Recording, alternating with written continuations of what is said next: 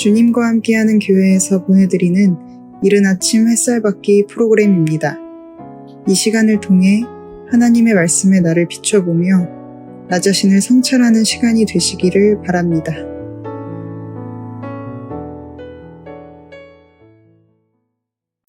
이른 아침 햇살받기 시간입니다. 오늘은 역대하 31장을 살펴보려고 합니다. 시스기야의 개혁이 어떻게 이루어지는가, 6월절 행사 이후에 어떻게 이제 예배가 삶 속으로 들어오는가에 대한 얘기를 좀 해보려고 합니다. 전반적인 구조를 설명하면서 필요한 부분에서 좀 더 강조해서 얘기를 하겠습니다.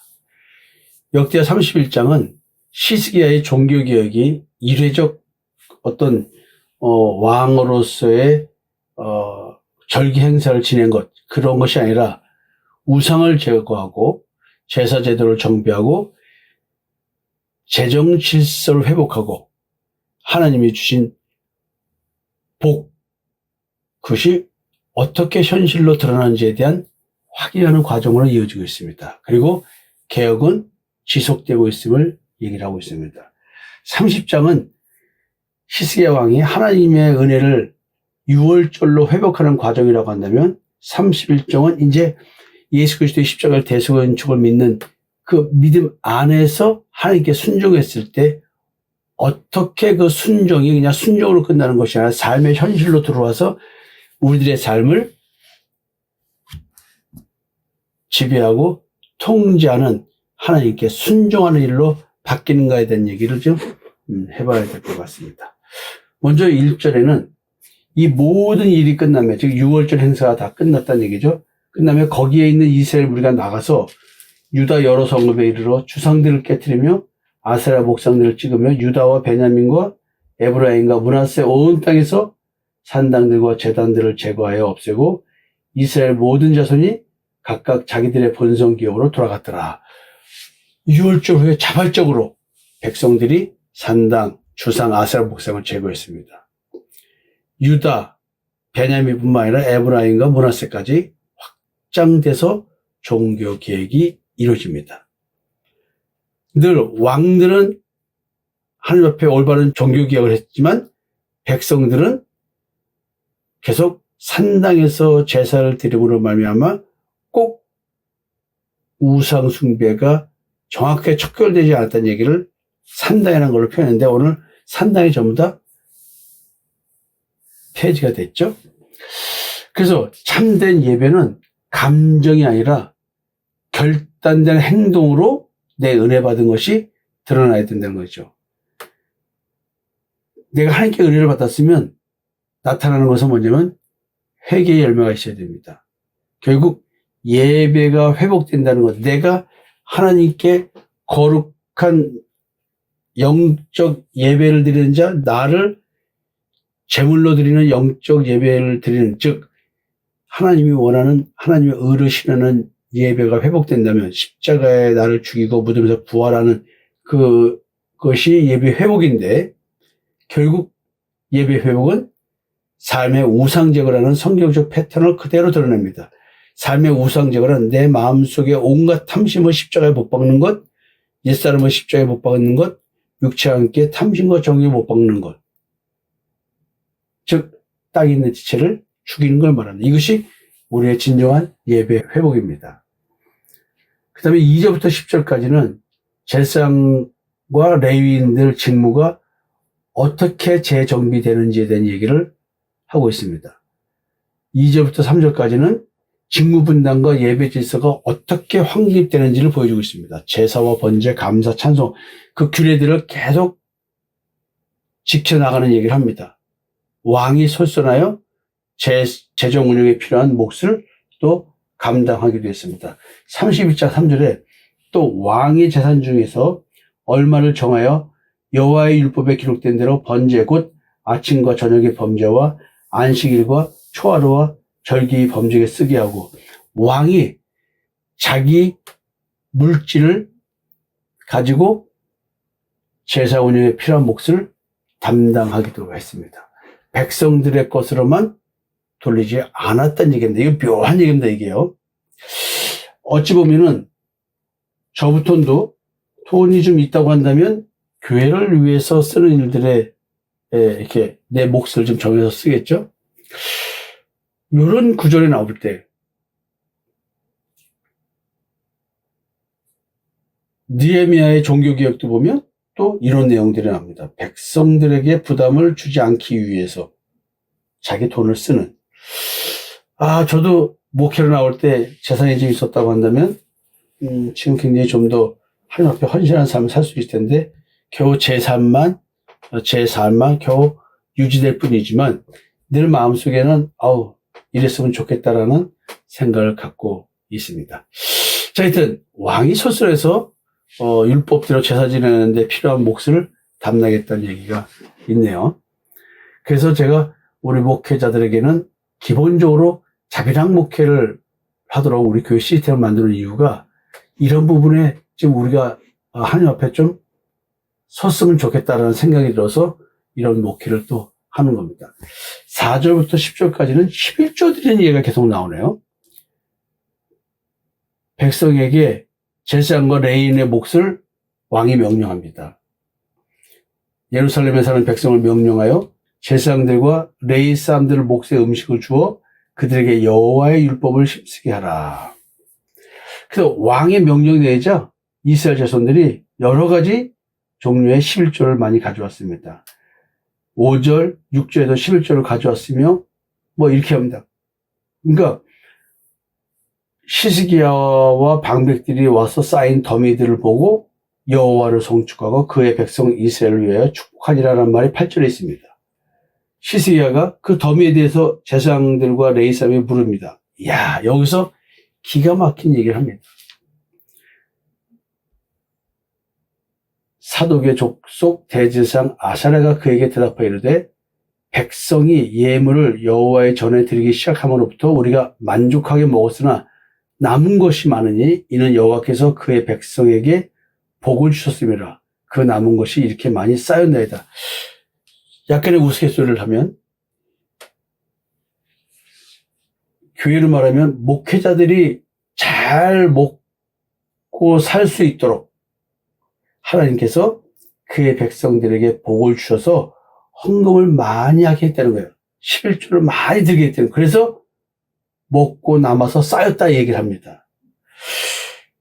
우스갯소리를 했습니다. 여러분들이 현실적으로 하나님께서 경제력이 있게 만들어 주셔서 그 하나님의 은혜에 감사해서 11조를 많이 드리고 감사 제물을 많이 드려서 제사장들이 저축을 할 수 있게 되었다는 얘기겠죠? 현대적 목회를 보면 담임 목사가 재정이 많이 있어서 사례비도 많이 받고 목회 활동비도 많이 주고 또 선교비도 주고 그래서 교회가 활동을 많이 하고 이런 얘기를 하는 거예요, 이게. 제가 웃는 이유는 하나님께서 이 말씀대로 우리 성도들에게 좀 복을 주셔서 교회에 재정을 많이 좀 넘치게 줘서 사역을 하는데 좀 물질이 좀 많이 쓰였으면 좋겠다라는 생각이 들어서 기도하는 마음으로 이런 얘기도 합니다. 그렇지만 성도들이 이런 얘기 듣고 목사님이 좀 헌금 좀 하라는 건가 이렇게 받아들일까 봐 웃으면서 얘기를 하는 겁니다. 저는 헌금 강조하기 위한 것이 아니라 그 물질 속에 담겨진 얘기가 이런 게 또 숨어 있구나라는 얘기를 좀 하는 겁니다. 이 모든 풍성한 것이 하나님께서 백성들에게 복을 주셨기 때문에 그들이 하나님께 가져와서 이런 일이 생겼다. 이렇게 풍부함이 생겼다는 얘기죠. 여기서 느끼는 게 뭐냐면, 예배는 질서가 필요하구나. 하나님께 제사 드리는 질서가 필요하는구나. 그게 예배, 우리 지금으로 말하면 순서가 올바라야 되고 이런 개념이기 이전에 교회 공동체에는 질서가 필요하다. 왜 그러는가? 지금 헌신하는 일하는 자들의 반열을 정해서 다윗이 한 대로 그렇게 해서 근무 편성을 해서 정확하게 다 일을 해나갑니다. 저희 교회도 근무 편성을 하죠. 그래서 상담, 그다음에 카페 이렇게 다 시간 계획을 세워서 카페도 보조자와 주책임자 이렇게 하면서 정부를 해가지고 카페가 운영되도록 질서를 잡고 또 맡은 자에게 사람이 받고 일하는 게 아니니까 책임감에 덜할 수 있지만 하나님 앞에서 일하는 거기 때문에 이게 하나의 예배 행위이기 때문에 책임도 요구를 하고 있습니다. 그리고 여기서 이제 11조 얘기를 하는데 이것은 강요된 헌금이 아닙니다. 내가 받은 하나님의 복에 대한 응답이었습니다. 그리고 제사장에 대한 생계의 보장은 예배의 지속성을 위해서 필수 조건입니다. 저는 지금 옛날에 군대 생활할 때보다 더 잘 먹고 잘 살고 있습니다. 생계보장 너무나 좋습니다. 아울러 여러분들이 축복 많이 받아서 헌금을 많이 해주시면 교회 경영을 위해서 필요한 것들이 많은데 잘 쓰도록 하겠습니다. 여러분들 삶 속에 정말로 하나님께서 복을 주셔서 우리 교회에 이 남은 것들이 이렇게 많이 쌓였다. 그래서 이거를 세상으로 흘려보내야 되겠다. 하나님의 일을 위해서 써야 되겠다. 이런 것들이 회의 시간에 좀 나왔으면 좋겠습니다. 11절부터 19절을 보면 또 성전 창고를 준비하고 또 성물 관리를 하기 위한 여러 가지 일들을 체계를 확립합니다. 그래서 그 종교개혁, 영적개혁은 행정 절차도 잘 잡아야 된다. 우리 교회가 제가 군 출신이다 보니까 시스템적으로 그런 부분을 잘 잡고 있습니다. 이게 질서거든요. 질서에서 각 지체가 어떻게 역할을 해야 되는지에 대한 그 지체의 역할에 대한 걸 굉장히 강조를 많이 하고 있습니다. 하나님의 일하는 것들은 대충 해서는 안 됩니다. 또 물질적인 측면에서는 공정하고 투명해야 됩니다. 시스기야가 20절부터 21절에 뭐라고 표현되냐면 시스기야 개혁의 총평에 대한 얘기가 나오고 있습니다. 20절에 보면 시스기야가 온 유다에 이같이 행하되 그의 하나님 여호와 보시기에 선과 정의와 진실함으로 행하였으니 이것은 예수 그리스도의 십자가의 대승을 믿는 믿음에 대한 얘기를 깔고 이런 대화를 하는 것입니다. 그가 행하는 모든 일, 곧 하나님의 전에 수종되는 일이나 율법이나 계명이나 그의 하나님을 찾고 한 마음으로 행하여 형통하였더라. 아, 진짜 전심으로 하나님을 찾고 그 결과 하나님이 주시는 복으로 말미암아 그가 행하는 모든 일이 형통하였다고 했습니다. 하나님을 찾고 한 마음으로 행하여 형통하였더라. 지금 형통은 세속적 성공을 말하는 것이 아니라 하나님과의 올바른 관계에 대한 형통이었습니다. 그 결과 하나님께서 언약을 이행하시면서 언약적 번영이 지금 이루어지고 있다는 것입니다. 순종 이꼬로 복, 순종을 해야 복을 받는다. 안식을 누려야 하나님께 순종할 수 있습니다. 즉 십자가의 죽음, 무덤에서의 부활이라고 하는 하나님의 영광이 그리스도를 통해서 나타나는데 예수 그리스도의 십자가의 대승을 지고 믿는 믿음에 순종할 때 하나님께서 주시는 복을 우리가 받게 됩니다.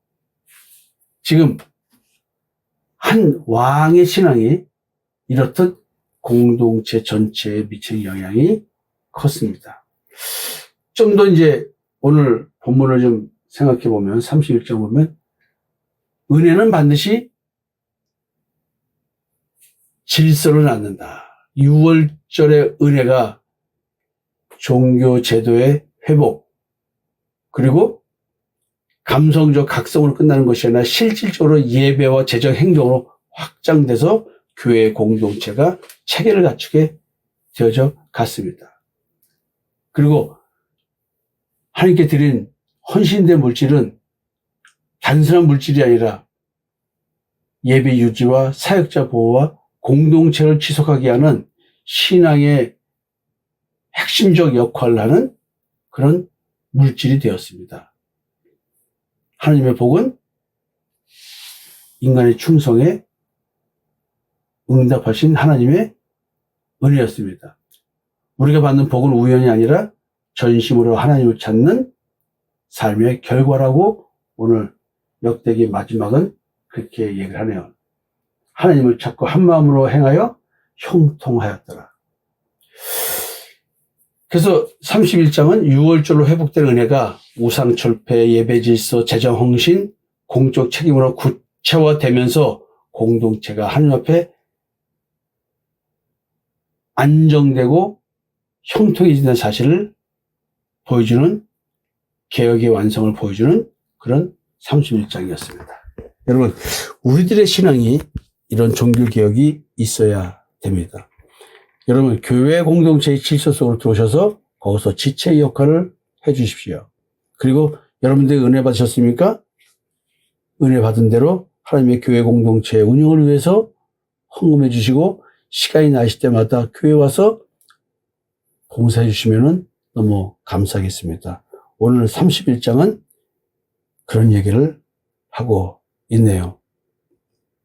여러분, 한번 읽어보시고, 어떻게 시스기야가 복을 받았는가. 이 복이 현실적인 복처럼 말하지만 사실 믿음의 부여야만 되는 얘기를 하고 있는 것입니다.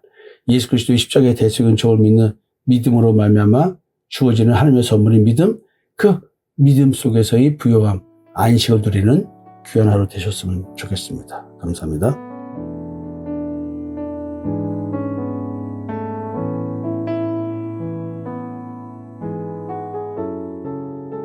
지금까지 이른 아침 햇살 받기 프로그램이었습니다.